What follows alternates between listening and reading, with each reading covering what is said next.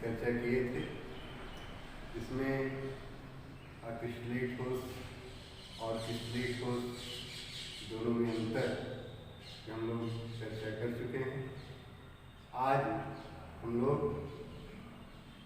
अंतराणविक बलों के आधार पर ठोसों का वर्गीकरण या जिसे हम कह सकते हैं क्रिस्टलीय ठोसों का वर्गीकरण के बारे में चर्चा करें।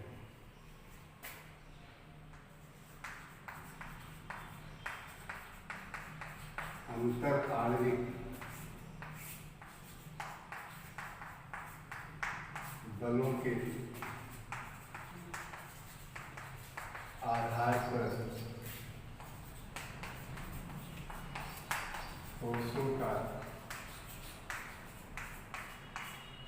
वर्गीकरण या क्रिस्टलीय ठोसों का वर्गीकरण classification on the basis of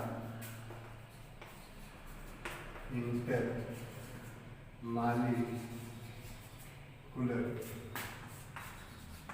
forces or interparticle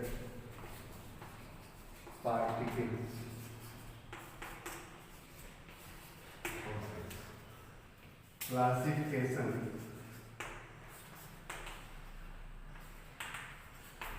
of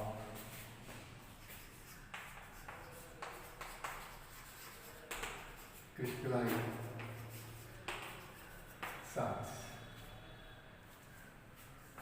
जैसा कि हम लोग जानते हैं कि पदार्थों के जो संरचनात्मक कण होते हैं, परमाणु भी हो सकते हैं, अणु भी हो सकते हैं, आयन भी हो सकते हैं।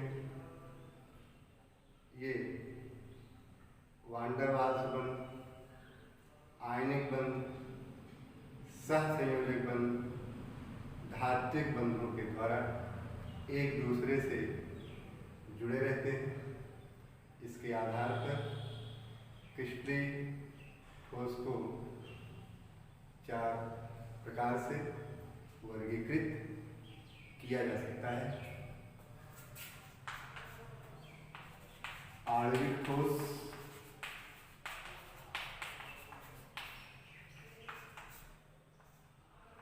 आयनिक ठोस,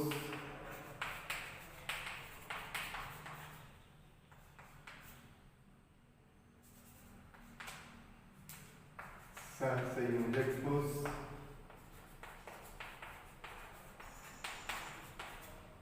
और धात्विक ठोस।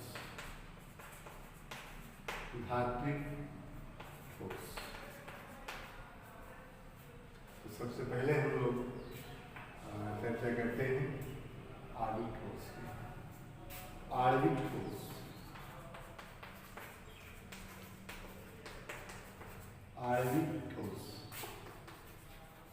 मॉलिक्यूलर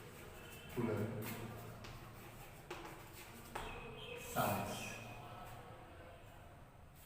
ऐसे ठोस जिनके संरचनात्मक कण परमाणु, अणु या आयन अणु होते हैं, या जो अणुओं से मिलकर के बने हुए होते हैं, उन्हें आणविक ठोस कहते हैं। ऐसा भी कह सकते हैं ये इस प्रकार के ठोस होते हैं जिनका निर्माण अणुओं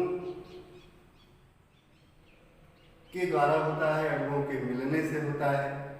अणु मिल करके इस तरह के ठोस को बनाते हैं। आणविक ठोस को पुनः 3 वर्गों में वर्गीकृत किया जा सकता है। अध्रुवीय आणविक ठोस, दूसरा है ध्रुवीय आणविक ठोस।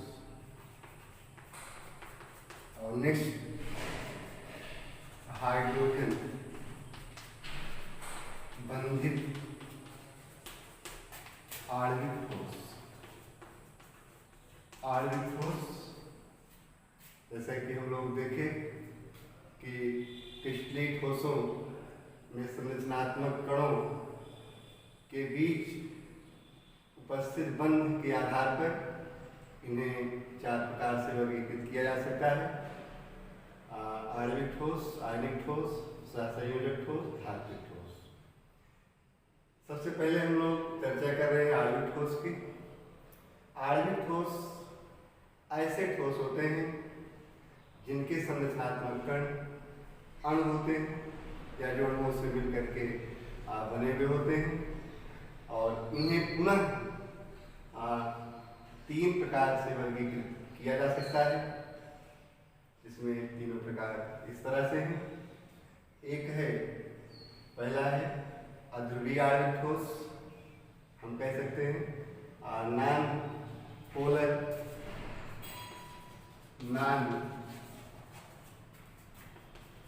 Molecular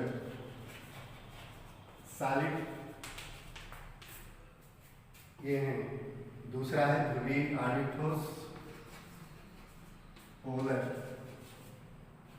molecular solid. और तीसरा है हाइड्रोजन बंधित, हाइड्रोजन बाइंडिंग मॉलिक्यूलर सॉलिड्स।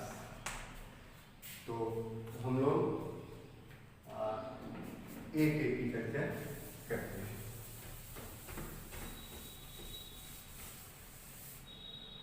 सबसे पहले हम लोग चर्चा करते हैं अध्रुवीय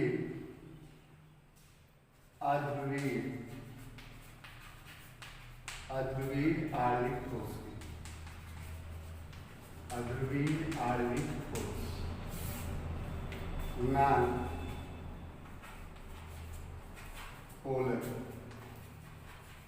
मॉलिक्यूलर सॉलिड्स। जैसा कि नाम से ही स्पष्ट है, ये इस प्रकार के ठोस हैं जो रासायनिक रूप से अक्रिय परमाणुओं के परस्पर संयोग से मिलकर के बनते हैं, या अध्रुवीय गुण वाले परमाणु जो सहसंयोजक बंध के द्वारा एक दूसरे से जुड़ करके अणु बनाते हैं और इस प्रकार से बने हुए अणु अध्रुवीय ठोस को निर्मित करते हैं। निष्कर्ष में, संक्षेप में, सरल भाषा में ऐसा भी कह सकते हैं कि ऐसे ठोस जिनका निर्माण रासायनिक रूप से अक्रिय परमाणु या अध्रुवीय अणु के परस्पर मिलने से बनता है, उन्हें अध्रुवीय आणविक ठोस कहते हैं। इसमें हम आर्गन की बात कर सकते हैं, हीलियम की बात कर सकते हैं, H2 की बात कर सकते हैं, Cl2 की, I2। इस तरीके इस तरह के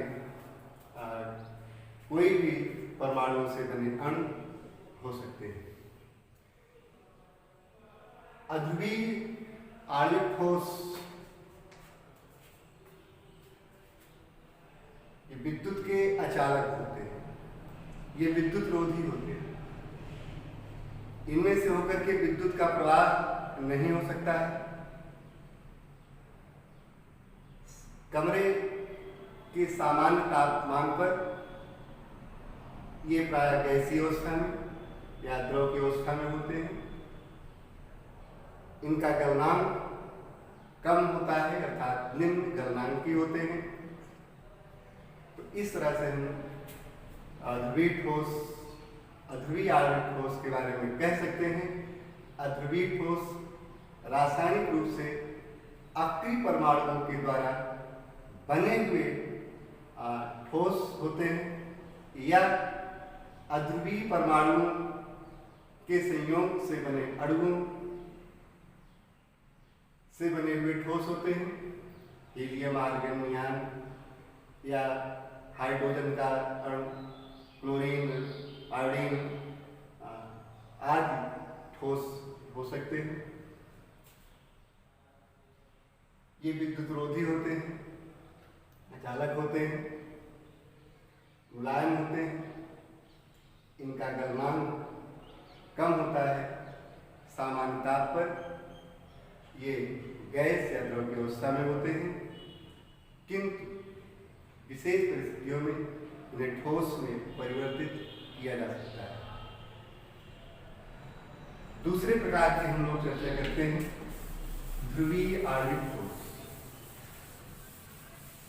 ध्रुवीय आणविक ठोस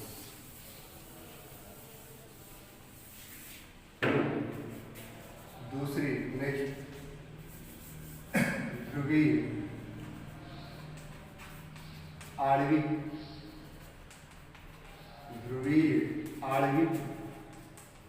ठोस, पोलर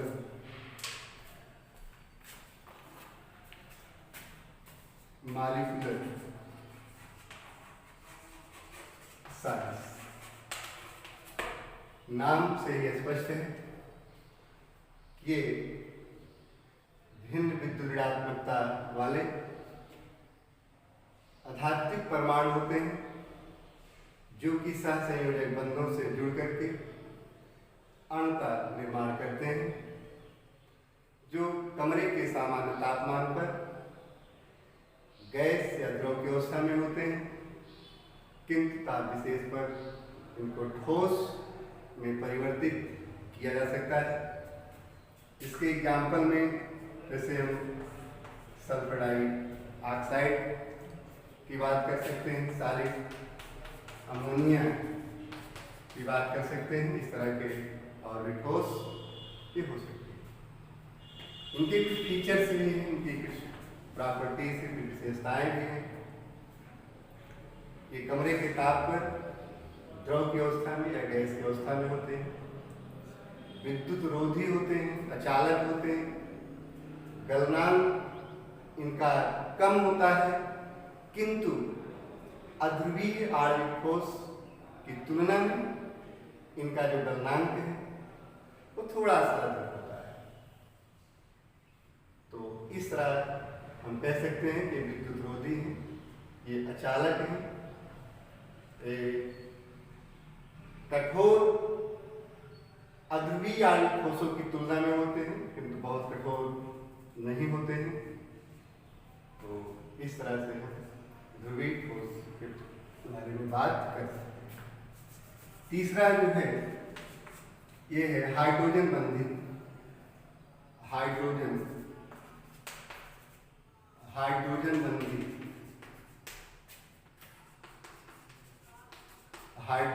बंधित आणविक ठोस, हाइड्रोजन बाइंडिंग मॉलिक्यूलर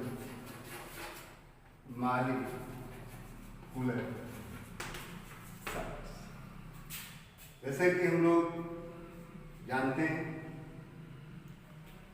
जब हाइड्रोजन परमाणु अपने से अधिक विद्युत ऋणी परमाणु ऑक्सीजन, क्लोरीन, नाइट्रोजन के साथ दुर्बल बंधनों के द्वारा बंधित होता है। इस प्रकार से बने बंध को हाइड्रोजन बॉन्ड कहते हैं, जिसकी चर्चा हम लोग 11वीं क्लास में विस्तार से कर चुके हैं। तो ऐसे ठोस जिनके अणुओं का निर्माण हाइड्रोजन बंधित परमाणुओं से बने अणुओं के द्वारा होता है, निश्चित रूप से उन्हें हाइड्रोजन बंधित आणविक ठोस कहते हैं।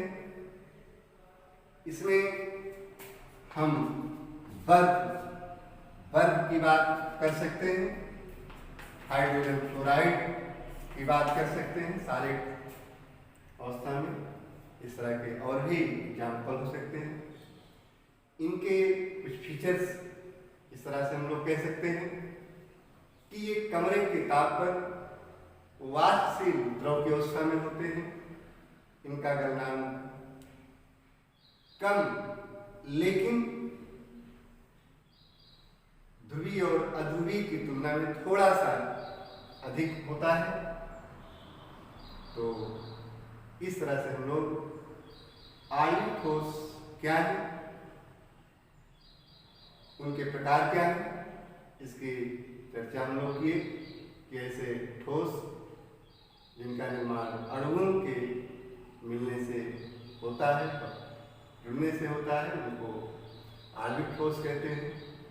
हमने इनको 3 भागों में कैटेगराइज किया। पहला हमने लिया अध्रुवीय, दूसरी चर्चा हमने ध्रुवीय की और तीसरी चर्चा हमने हाइड्रोजन बंधित आणविक ठोस की। थोड़ा सा आगे बढ़ते हैं।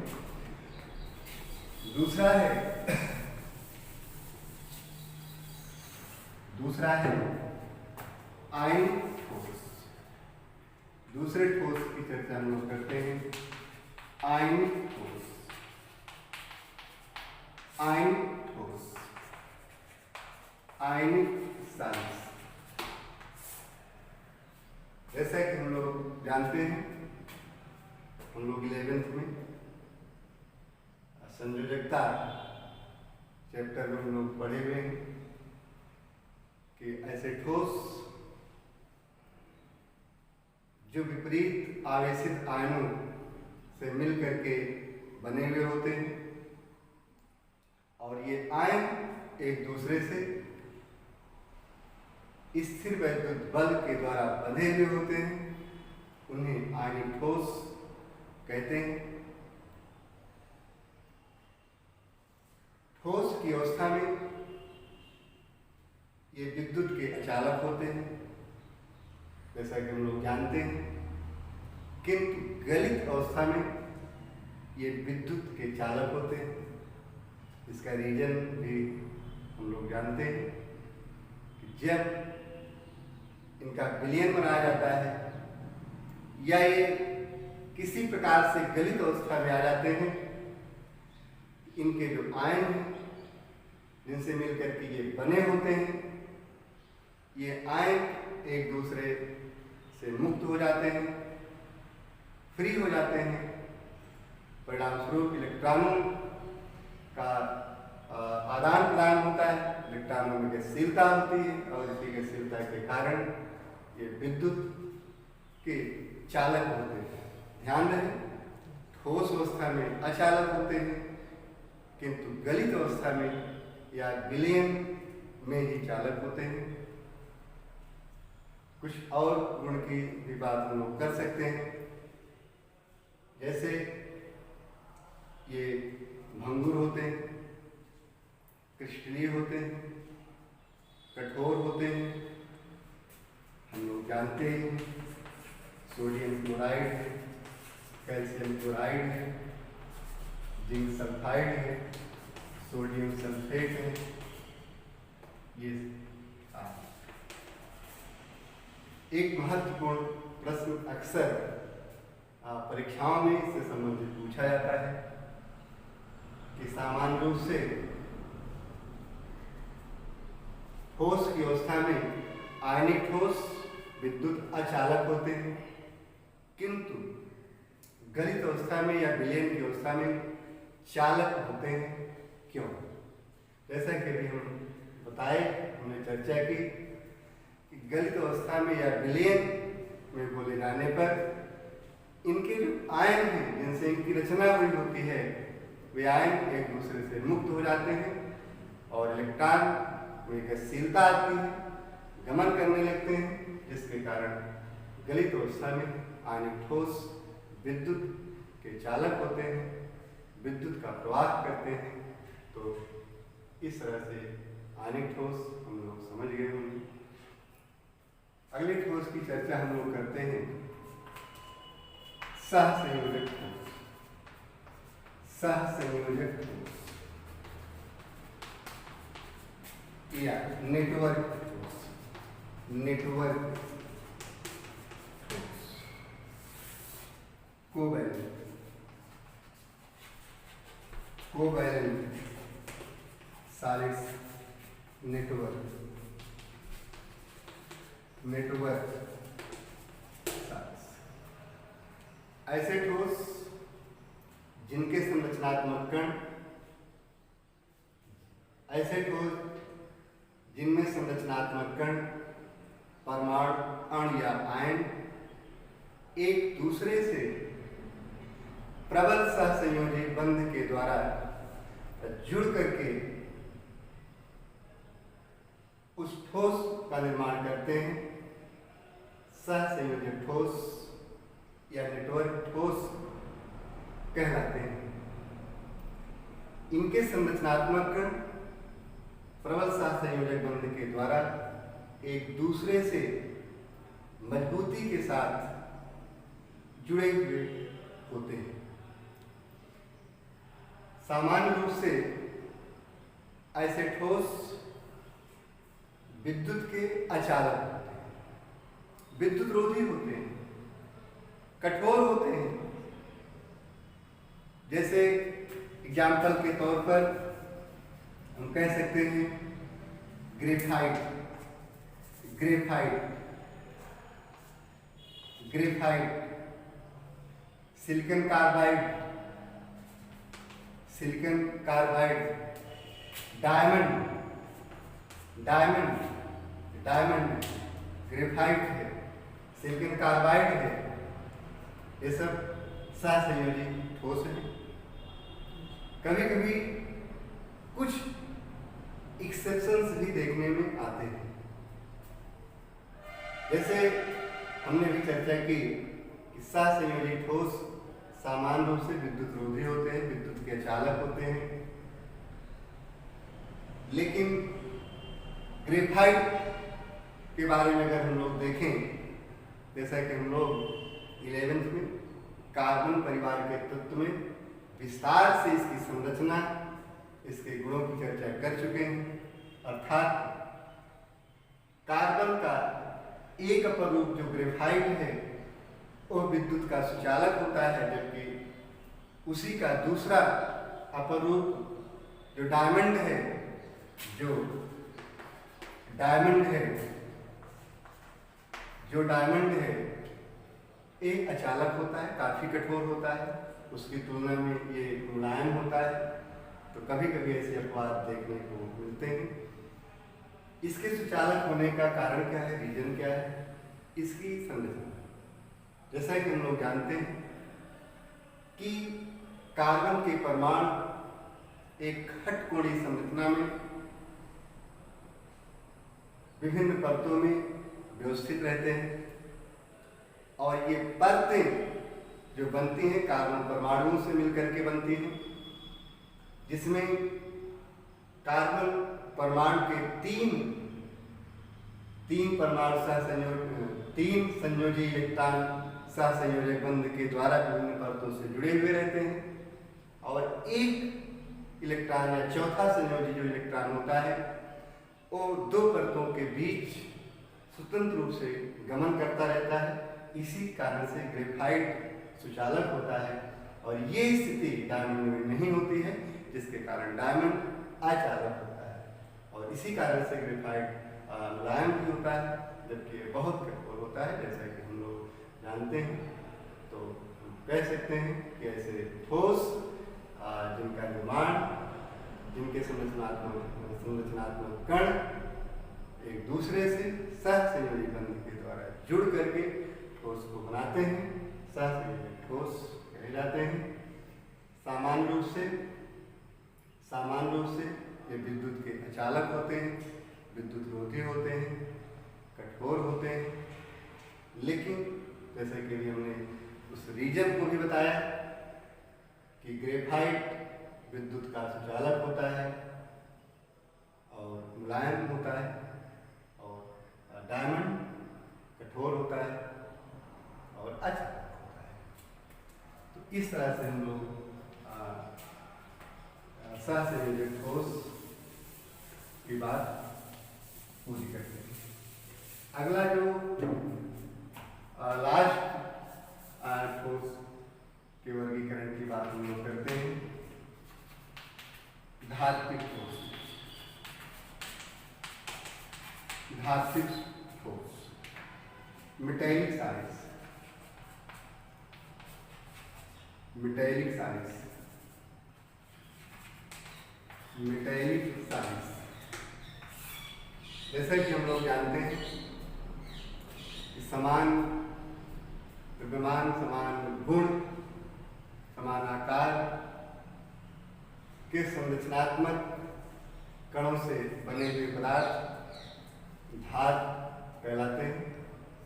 और धातुओं के जो आयन हैं ये गतिशील इलेक्ट्रॉनों के समुद्र में ये तैरते रहते हैं। इलेक्ट्रॉनों की गतिशीलता के कारण ही धात्विक विद्युत की सुचालक होती है। और ये धात्विक जो आयन होते हैं जो कि गतिशील इलेक्ट्रॉनों के समुद्र में तैरते रहते हैं, एक दूसरे से धात्विक बंध के द्वारा जुड़े रहते हैं। तो ऐसा कह सकते हैं कि ऐसे ठोस जिनमें धात्विक आयन गतिशील इलेक्ट्रॉन के समुद्र में तैरते रहते हैं और एक दूसरे से धात्विक बंधों के द्वारा जुड़े रहते हैं, धात्विक ठोस कहलाते हैं। गतिशील इलेक्ट्रॉनों के कारण ही ये विद्युत के सुचालक होते हैं। इनमें तन्यता का गुण होता है, अर्थात इनके तार खींचे जा सकते हैं। ये आधार वर्तनीय होते हैं, अर्थात पीटने पर ये फैलते हैं। ये भंगुर होते हैं। विद्युत के अच्छे सुचालक होते हैं। तो इस प्रकार हम लोग धात्विक ठोस की बात करते हैं। इसमें सारी धातुएं हम ले सकते हैं, लोहा हो सकता है, तांबा हो सकता है, सोना हो सकता है, चांदी हो सकता है। ये सारे ठोस क्या कहे जाएंगे, धात्विक